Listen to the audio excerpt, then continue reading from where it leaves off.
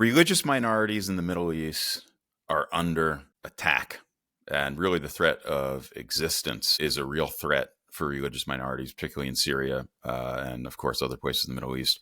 We're here again, part two, with Mansur Ashkar, a friend, one of the most interesting people that you will ever hear talk on this subject matter. Mansur is an Israeli, Arab, Druze, Christian warrior, and hosts a show called the Mansur Ashkar Show. Check it out. We'll put a link here for you to be able to check out that show. We talked a lot about his life and background in Israel, and now we want to talk about what's happening in Syria. And if you want, Mansur, you can start with the rise of al-Jolani. I'd love to hear your take. I have these questions, right? As an American, I'm an Israeli, but I'm also an American. How should the West be looking at al-Jolani and maybe pivot from sort of his rise, what took place, what's happening now, and then where it went from there and what's happening in Syria? The West is getting a rare glimpse, a warning shot of how does it look like when ISIS or Al-Qaeda takes over a nation. That's exactly what is happening. Jolani is a former ISIS, not just a foot soldier in ISIS. He was a commander, leader in ISIS. Takes a lot of being very bad as a human to become a leader in ISIS at its prime, so let's call it what it is. And then later he was a leader in Al-Qaeda. And then if that's not enough, he said, listen, guys, ISIS, you're trying to fight planet Earth. I'm not there yet. I want to first conquer Syria, and then we'll talk about, making the whole world Muslim, like the vision of ISIS. So he started his own branch of al-Nusra. Jolani went and sieged many Christian and Druze and Alawites and Yazidis, communities, villages, towns, and slaughtered and killed and beheaded and shot in the head and raped women. That is the leader of Syria that we're talking. I'm not bringing anything new here. For all these crimes, he actually had a bounty by the U.S. of $10 million on him. Yep. So we have someone that is clearly, kind of in the lightweight caliber of Osama bin Laden and all these guys. Like, he's up there as one of the main big terrorists in the world. You'll have him in the cards, one of the ace or the king or the joker, a very serious terrorist. He goes. So let me stop you for 1 second. Should they have removed the bounty on his head? Should they have taken him off the most wanted list that he was on up until 2024, and now he's meeting with dignitaries around the world? Should any of that have happened? I think because it happened, many innocent minorities paid with their blood. We're talking about hundreds of thousands, even tens of thousands. Innocent minorities paid with their blood, because what happened is the moment that the West have rewarded a terrorist by removing the bounty from his head and going and meeting him and shaking his hand, it gave a green light to that terrorist and a lot of his followers to think like, okay, we got them in our pocket. They're paying us money now. Let's go and do it even more. One of the reasons that Jolani initiated the attack on the Druze after Israel warning him, hands off the Druze, is it came right after Donald Trump went and shook his hand. And, that secretary from the U.S., I forgot his name, that came and said, exactly, that things are, looking good in Syria and getting under control. And he read that as a green light to actually execute the plan that he had from the beginning, which is to ethnically cleanse Syria and keep only the Sunnah. They're not hiding that. There's recording of officials from his army who are very close generals to him who are even saying, audio recording, video recording, they're saying Syria will become Sunnah and anyone who's not a Sunnah will die. And if we need to burn down the entire state of Syria, we'll burn it down to the ground with everyone on it until it becomes Sunnah. So they have a clear agenda to kill all the minorities. Let me pick that apart for a minute, because there are two sort of veins of thought or two conversations that I'm hearing, which seems to be the case based on what you're saying, that, al-Jolani, was before, residing in caves and, wearing turbans, however you want to look at that. But his goal seems to be exactly the same as it is today, while he's wearing a suit and tie and shaking hands with dignitaries from around the world. That's one narrative. There is another narrative that we've heard, which seems to be you're saying that is not the reality, which is that things are just kind of out of control in Syria, and he's trying to bring control, and he has these factions under his leadership that are just out of control, and he couldn't rein them in time, and this wasn't a deliberate attempt at ethnic cleansing. What's your response to that? It seems to me, I know the answer, but I'd love for you to address. So there's actually a third narrative here, which is a mix of both what you just said. As far as I know, is when Jolani took over Syria, he did it with the help of about 27 terrorist faction groups. No, don't hold me on the number. It could be a bit less, a bit more, but let's say 27. That's what I've heard. Now, you see, ISIS is not the only terrorist group in Syria. Al-Qaeda is not. There's the Muslim world, especially the radical Muslim world, will have as much as terrorist groups, just like the Israelis will have as startups. That's literally their version of a startup. Many young Arabs will come and say, let's do our own version of a startup. Muslim startup will start a terrorist group. And if we're successful, we can take over a country. And then our exit plan would be international aid will be sent to us. And we would live like Yasser Arafat in Qatar, billions of dollars, richer than Taylor Swift, while all the people in that country are suffering and dying. That is their startup unicorn exit kind of plan. So when Jolani came and started his startup, he brought this 27 terrorist groups together and took over Syria. He did that with the promise is that once they kick away Assad and slaughter all of his family and all of his soldiers, they will make Syria Sunnah, just like the Quran wants. Can you talk about Sunnah for a minute? Because I don't think people are going to know what that is. Yes. So in the beginning, in the early age of Islam, after the Prophet Muhammad died, there was a big fight between his disciples because one was washing the body of Muhammad and the others, while he was washing, because he was the closest one to him, Ali, the other ones were plotting who's going to take, away the kingdom. And then when Ali came back, he saw that he was backstabbed and they created a split. Now you have the Sunnah, who were the ruling power, and Ali and his friends had to run away and they created the Shia. And since then, they hated each other and they've been fighting and killing each other until today. Now, the Shia, because they were living under and hiding most of the time, they were starting to use taqiyya, which is the permission in Islam to lie in order to survive. But also they started adapting different ways and they became more spiritual and more kind of open for different ideas, different kind of groups. And they had many, many sects that came out of them. One of these sects, maybe some Americans, young ones would know, people know the game Assassin's Creed. So the word assassin came from the Arab word hashish. Hashashin, assassin. These were a team of assassins, of very fierce fighters. They used to hide in castles like Munfot, we have in Israel, and some of these castles in the mountains. And they will go on basically political assassinations against not only the Crusaders, but also against the Sunnis. And they will smoke weed before they do that, and then they will go not afraid of death and just go and kill and die in the process. They were very fierce fighters. When the Mongols came and completely wiped out the Muslim empire, they were the last stronghold to stand and fight them. So they were serious fighters, and later on they made the game Assassin's Creed, and now many Americans know it when they play Xbox.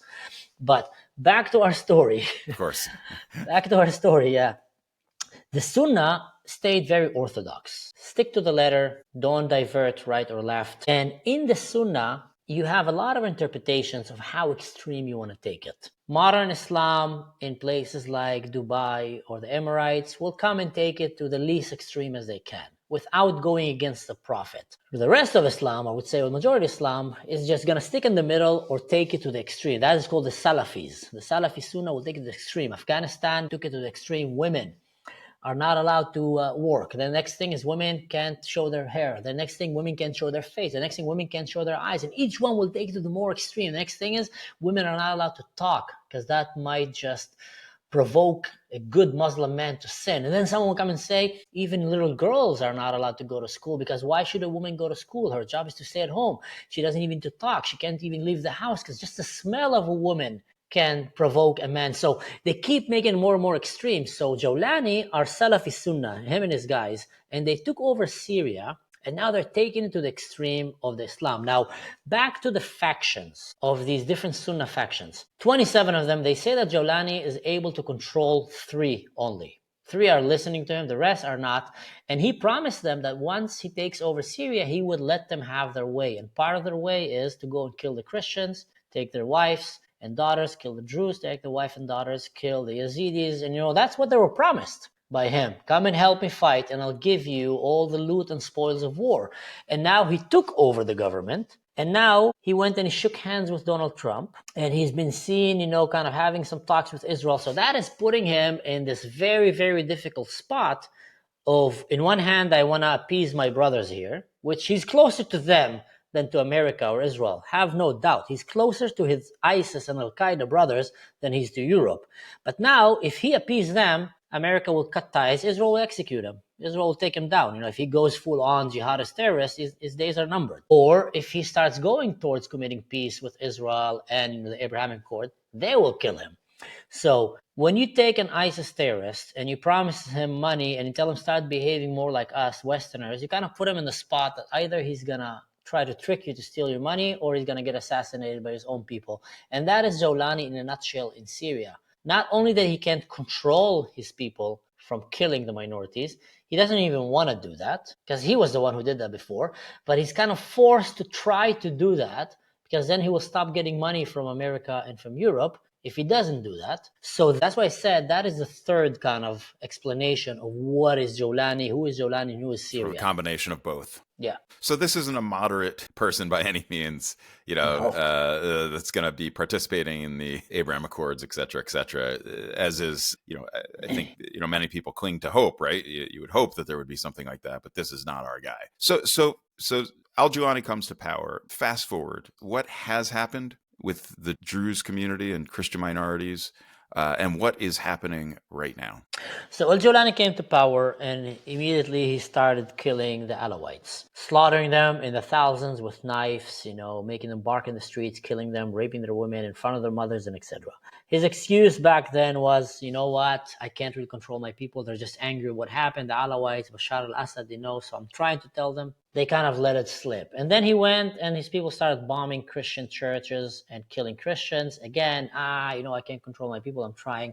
And then they went and started killing the Druze. And you mentioned that before. The Druze were always fierce warriors and they always knew how to defend themselves. In Syria, they're the only group that have not succumbed to Sharia law.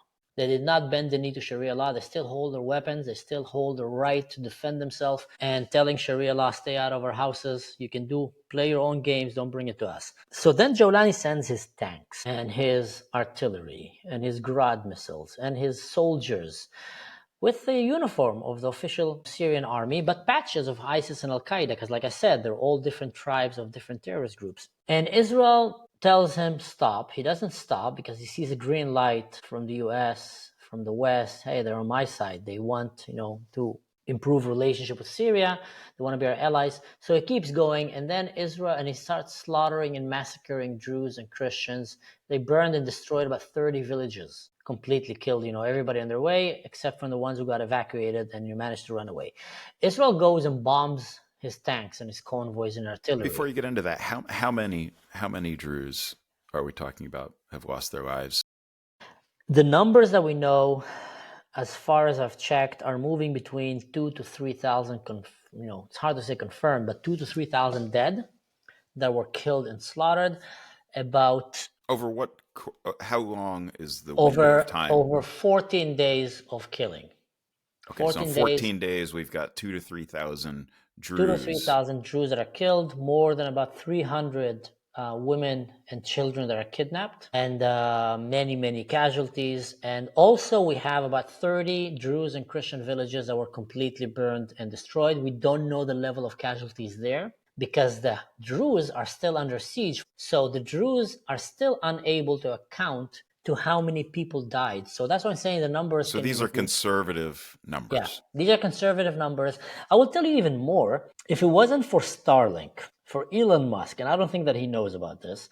I'm not so sure he knows who the Druze are or not. But when the war started, me and some friends were talking about that we have to send Starlink to the Druze mountains. And in different crazy ways, several Starlink devices managed to reach that mountain. I'm not going to say exactly how, but they managed to reach.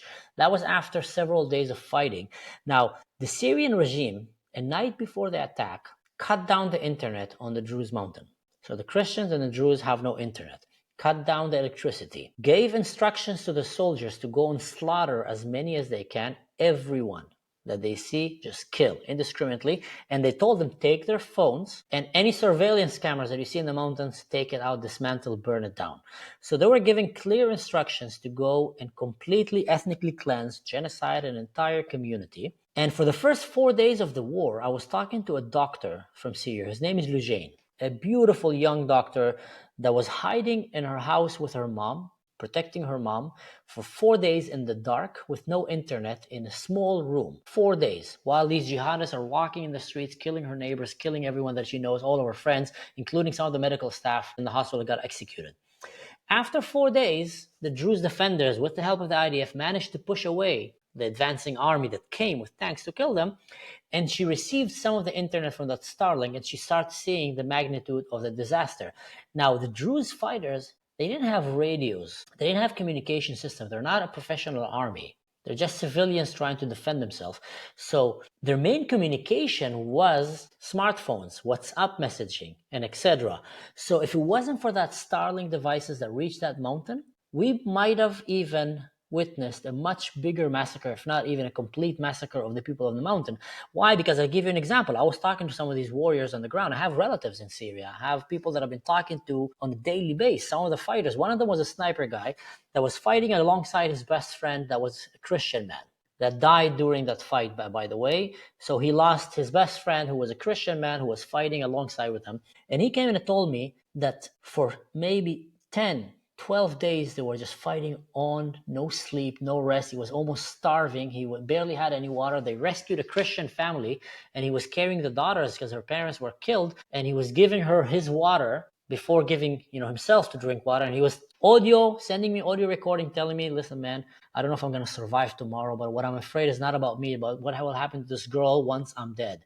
Now, the story is that often they will hear just shooting from a nearby neighborhood, and they will just run there because they know that someone is killing the people there. They will run. These Druze young men will run, and they will reach there, and then sometimes they'll have friendly fire because they have no communication. They were completely cut off.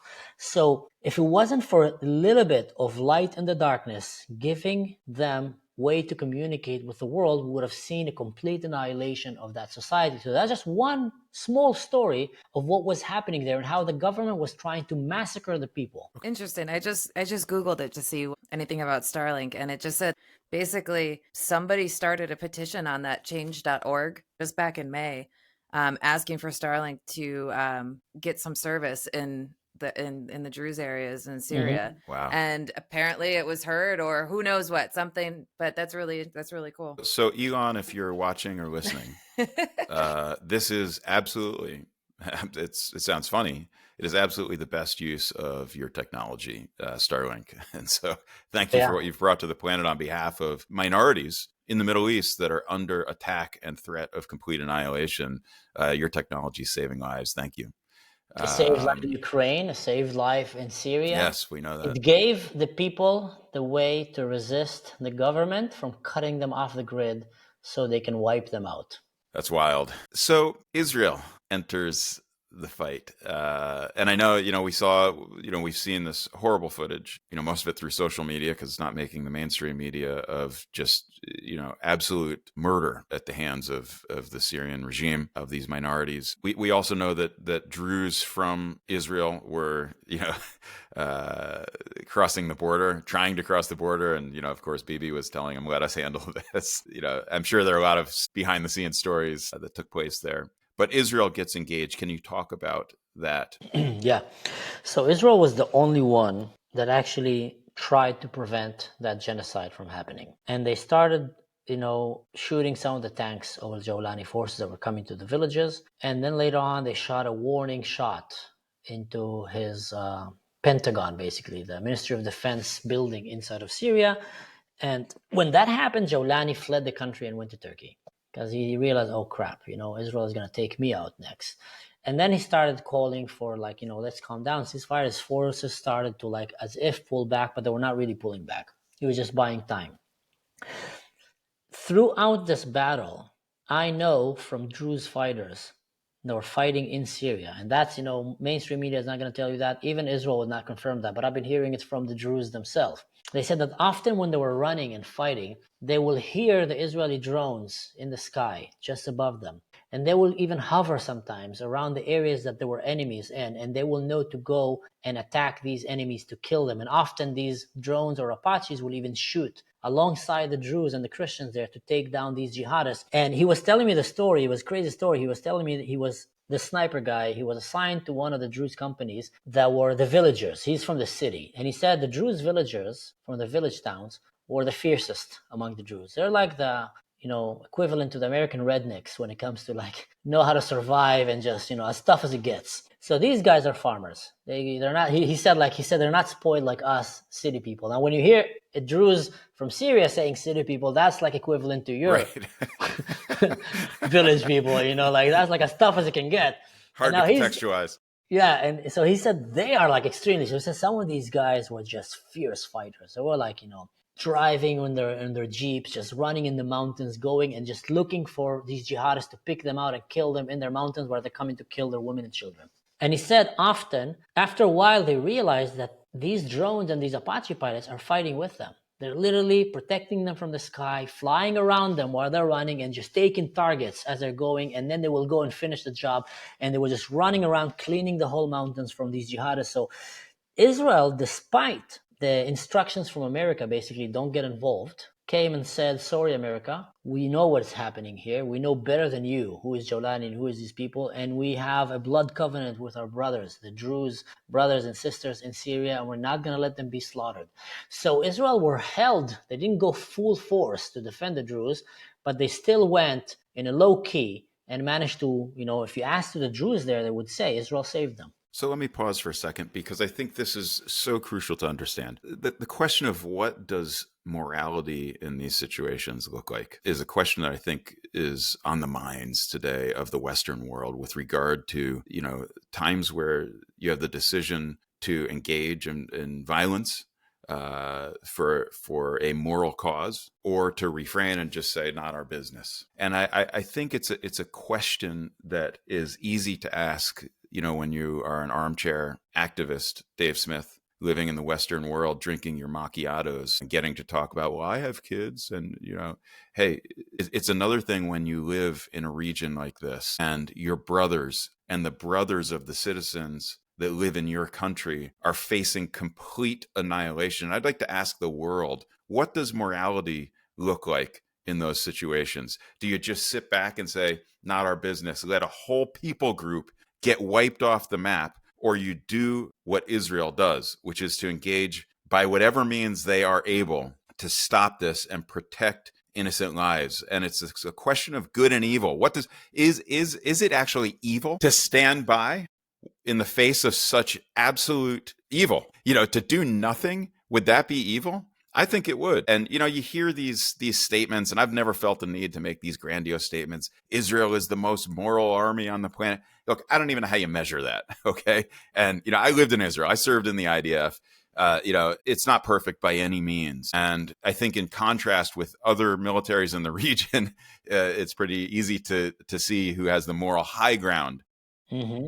When push comes to shove, a lot of times this is teenagers, Israeli teenagers too, that are put in the most impossible situations that you could imagine. And so, it's messy stuff. But I think this is a really important conversation to be having, especially, for those of us that live in the West and are in America. And, of course, we're being barraged by these narratives that, America first. And, what does that mean? And also, we have our own problems here. We don't have to take care of the world's problems. What a luxury. What a luxury to even be able to think like that. And should we be thinking like that? So, Mansur, I'm going to ask you that hard question. Where do you think that's all leading? Do you think that's healthy? Do you think that's good? Do you think that's moral? I think what you're saying right now reminds me of a quote that I saw written on a big wall behind my commander when I was serving in Gaza. And it was a quote by Edmund Burke. And it says, it's a famous one. The only thing necessary for the triumph of evil is good men to do nothing. And I think what we're seeing today around the world is a great example for that. So if you're good and you just choose to do nothing, you're helping evil win by default. Darkness is going to try to come and take over the light, and you're watching a little candle in the Middle East kind of flickered and it's about to turn off, and you just, wait there to see it been extinguished. And that's it. That place will become darkness. What's happening in the Middle East, to think that it's not going to happen in America, to think that the same evil is not the enemy of America. But I would even take it further. Just to do it because it's going to happen to you, that's Also not what good self-serving. men. Yeah, Right. it's still selfish. That's not what good men are called. And I think there's something beautiful about after World War II, when great moral countries decided that we're going to come together, we're going to make sure that nothing like this is going to happen again. And that's when they said we have a responsibility for other countries as well, because we're all humans. So what you're seeing is in Syria and other places, you're seeing good people trying to survive, trying to live, trying to resist Sharia law. Christians, Yazidis, Druze, Alawites, Ismailis. Even the Ismailis now, I heard that they basically, their leader, have bribed al-Jolani with like $100 million, telling him just stay away from us, don't touch us. And he said yes, and now they're going again to kill them. So they broke that promise. So all these minorities there, they under serious duress situation, and they might be extinct in the next 25 years, 50 years max. There is many minorities that are under the threat of a genocide, of extinctions in the Middle East, and they're all under Islam. The only place where minorities are not in the threat of extinction, actually being empowered, are in Israel. And Can you say that again? absolutely, there is minorities in the Middle East that are under the threat of extinction, and it's all under Islam. Every single one of them. The only place where minorities are safe is in Israel. That's the only place.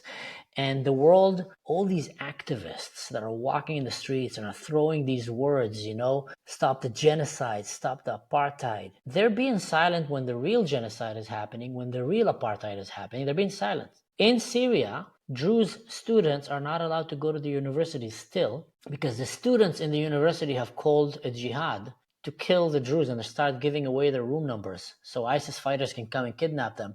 That's students from Syria. Syria, people don't understand that. Syria, in some ways, is probably even maybe worse than Gaza in terms of the radicalness that is happening there. Only thing is, it was kind of bottled down by Bashar al-Assad, which was as evil, only a secular evil. And now when he's gone, the same mentality of Gaza is coming out. Why do you think that almost every terrorist attack that is happening recently in Germany, yesterday was another one, of a Syrian migrant stabbing a German person, killing him. Syrian migrant stabbing here, Syrian migrant stabbing here. Syrians walking in the streets with scissors, looking for Druze to go and kill and shave them. I've heard Syrian people in the streets of Europe saying in Arabic that if they will see a Druze, they will throw him in the trunk and drive into the forest and execute him. I've heard Syrian people here working in all these, falafel and shawarma shops here in Germany, saying on their phones, talking to their friends, and I'm hearing it because I'm going there to buy for me and my kids some food, and I hear in Arabic, he's saying, yeah, El-Shara should go and kill all these Druze pigs. If I will see a Druze, I'll kill him myself. Now I'm sitting there in the shop thinking, should I tell them I'm a Druze? So Don't eat the imagine... shawarma. Yeah, no, I stopped. I'm not buying shawarma from these guys. But imagine if you would allowed now the people of Gaza to just freely go into Europe, how much terrorist activity you're going to have in Europe. Same thing with Syria. But here's one thing that I think is very important for people in the West to understand. Because people like to take that, some people on the right, and say, yeah, migration is bad, we're all anti-migration. That's not the right thing to say. You need to differentiate who is a good migrant, who is a healthy migrant for your country that is going to come and support. And I tell you what, Islam is not a minority. There's 2 billion Muslims around the world that have plenty of countries to be in. The minorities are the ones who are struggling to survive under Islam, the one that I mentioned before, that are under the risk of extinction. So if you want migrants to come to your country, bring them by all means. Go and bring Yazidis. Go and bring Druze. Go and bring Alawites. Go and bring some of the Kurds. Go and bring some of these people to your countries. And then you're going to be very, very surprised. You're going to get very law-abiding citizens that are going to be thankful. And they will not try to convert everyone in your country. And they will not try to do an intifada revolution and go with pro-Palestine terrorist, supporting groups. That's a very different story. Yeah. Amen. Let it be said. Yeah. So back to Israel. So, I know there are these high-risk humanitarian organizations that are operating in Syria right now, trying to rescue these children that have been kidnapped. And kudos to those groups. And I saw the one guy make a statement that he thought that they were the tip of the spear, only to Mm-hmm. find out that, of course, the IDF was actually the tip of the spear that's been operating in Syria. Is there anything more you want to say about that, or you think we've covered that? No, I would say that I actually been contacted by, and it was very heartwarming. I've been contacted by former American Special Forces people, not once, not twice, several times. And they sent me a message and told me, how can we go and help train these brothers there? They're defending our Christian brothers and sisters. We want to go and train them so they can fight against these ISIS jihadists. Now, they know already because these guys were in the special forces, they were in Afghanistan, were in Iraq. They fought against ISIS. They fought against the Taliban. They fought against radical Islam. They see the same face. It's the same face. And now they say the same radical Islam have taken over the government and is killing our Christian brothers, our Druze who are basically the Patreon. They're protecting these minorities. And they came and says, how can we go and train them? How can we reach there? And I say the West need to unite with its allies and need to know who is your friends and who are your enemies, who wants your best, who wants to harm you, and who doesn't. And I want to ask those of you Americans that are watching this right now, if you were to insert yourself in this story, who do you want to be?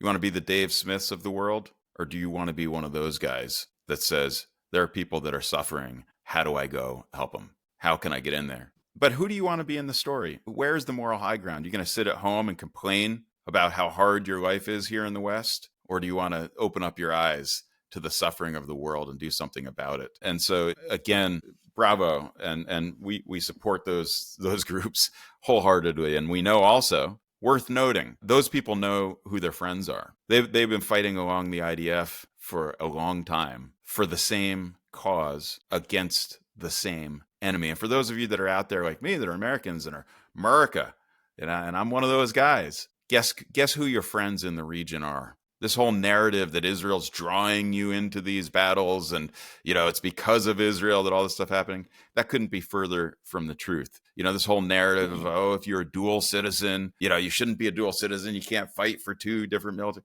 Hey, none of that is true. When I served in the IDF, I did so on the understanding that I was fighting for the same value system that I grew up under here in the United States of America. And you need to know that. And as Mansur is saying here, you need to know who is your friend, who is your enemy, who is it that's coming to challenge your way of living, to challenge the liberties that you get to celebrate and experience here in the Western world. Who is fighting with you for those freedoms and for those benefits, and who is trying to take them away from you? Anyway, I went on a little rant there. But no, man, it is so important to understand, and there is an attack against that right now. You want to listen and hear about it? Go listen to Dave Smith. Go listen to Tucker Carlson. But I want you to ask yourself, I'm going to circle back on that question. Who do you want to be in the story? if you want to know who are your allies and who is your enemies, one of the best ways as an American is look what happened after 9/11. Who was cheering in the streets and giving sweets, baklawas, and knafe?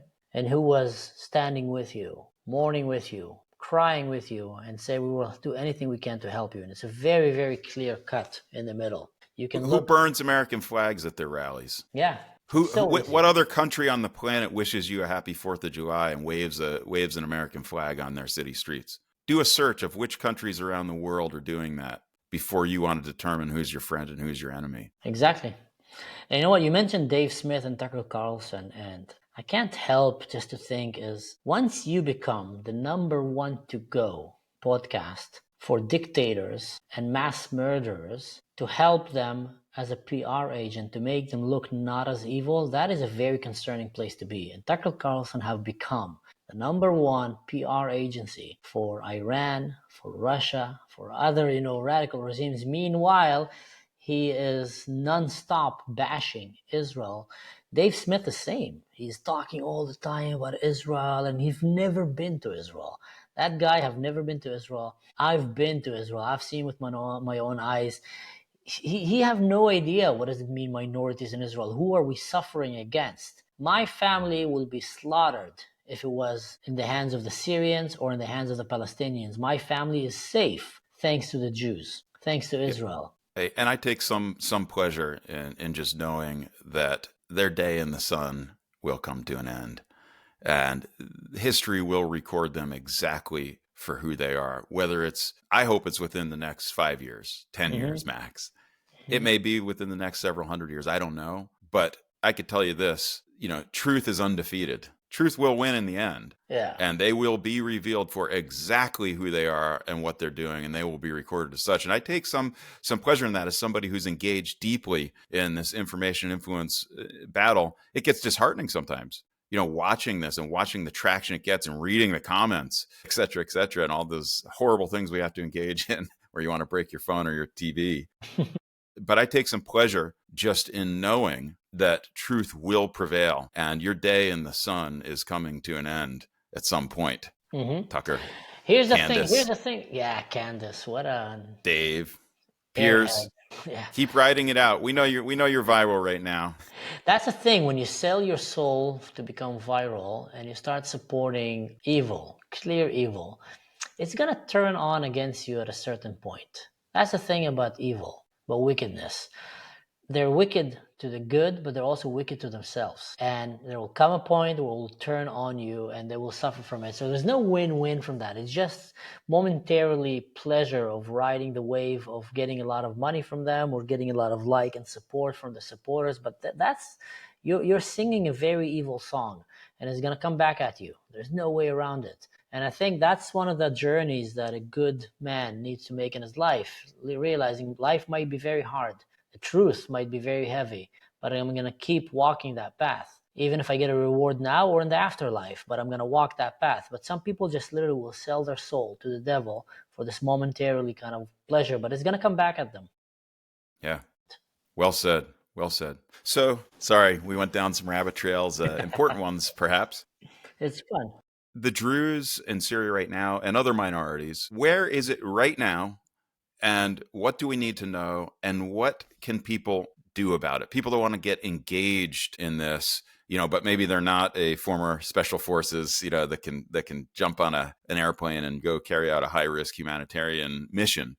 What should we know and what can we do? My cousin in Syria, I never met him. I only heard about him during this war. He is a father for 3 and he got shot in his leg and he fainted. They dragged him out of the battlefield. They saved him. And now they're waiting to do a simple procedure for his leg, relatively, but they don't have the equipment and he might end up being amputated. Being amputated in Syria as a father with kids, you're the main provider for the family, is a death sentence to you and to your children and to your wife. They are under siege for more than 40 days, and that is my cousin. That's one example. There's actually cases worse than my cousin. There's people there that are dying because they don't have medicine. They don't have insulin. People have died because they couldn't get their insulin. People, cancer patients, elderly people, young, pregnant women. The situation is dire. There have been 45 days under siege. They barely have water and food and supplies and medical. And the only way that has been helped to them right now is Israel airlifting and sending with a helicopter. But that's not enough. Jordan have a border with them. Open the gates. Just send them. No, they don't want to do that. So Muslims have proven again in the Middle East they don't care about one another. And definitely they don't care about someone that is not Muslim like them. That's the reason they're not opening the gates to the Druze, because the Druze are not Muslims. And if they will do that, then their own citizens, the Bedouins, and the Muslim will get angry at them. Why are you helping the enemies of Islam? Because the Druze and the Christians are considered the enemies of Islam. So the main thing that we can do right now to help the minorities in Syria and talk about the Druze right now is pressure your governments to push for a humanitarian corridor from Israel. It's the least that can do. We have dozens of aid trucks that have been sent by Israel to Hamas, their enemy. We're feeding Hamas. They're stealing these aid trucks the moment they enter. They steal them. There's hundreds of videos showing that. And you see fat Hamas soldiers and starving hostages and, semi-hungry Gazans walking around. Israel is sending enemy to Gazans, to Hamas. Meanwhile, in Syria, no one is sending food and humanitarian aid to the Druze and to the Christians. So we need to raise a voice for that, to pressure so we can help them. Because literally, soon enough, if they won't die from diseases and from hunger, they will just start turning on one another. I don't know if anyone has been to a place of hunger and under siege, but things very, very quickly become very bad in these situations, and this beautiful community that needs our help. That's number one. Number two is we need to start pushing the narrative for our politicians to start doing the right moral thing. And I know it sounds crazy to require politicians to be moral, but that's because we, the people, are not demanding it from them. Politicians will do what the people demand. And if more people will care about morality and values, and one of these things when it comes to international policies is help minorities live in peace. Minorities in Syria should be able to live not under Sharia law if they don't want to. If the Christians want to live with their own faith in Syria, they should be safe to practice their faith. The Yazidis, the Alawites, the Druze. So I think Syria is not a Muslim country. Syria was a Christian country.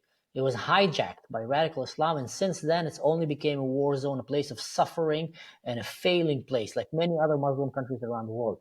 I think Syria should be divided to have different groups that will have autonomy over themselves. The Druze should have their own mountain where they can practice their faith and live peacefully. The Christians, the Alawites, let them have their own life. Let the Muslims play their jihadist Muslim games somewhere in the center there. That's up to them, the Sunnas. But let these minorities be safe, and that will not happen without the intervention of the West. So if there is a global leader right now, a world leader that won a true Nobel Prize, not just because it will be nice to put it as a trophy, but something that will be, he will go in the days, be remembered as someone that saved hundreds of thousands of lives for hundreds of years to go. Go and fight for these minorities and help them have their own army, their own economy, their own stability, and push away and cut the ties with the jihadists that are coming to kill them.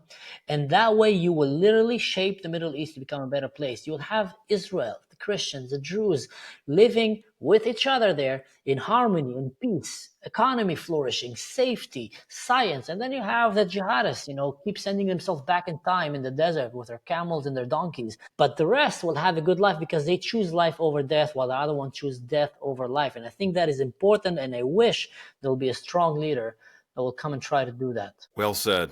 Well said. Well, there you have it, folks. Let's lean into our politicians. For those of you that have any persuasion, powers of persuasion, friendships, whatever you may have, whatever means you have, now is the time to act and be vocal on behalf of these minorities in Syria. Their lives depend on it.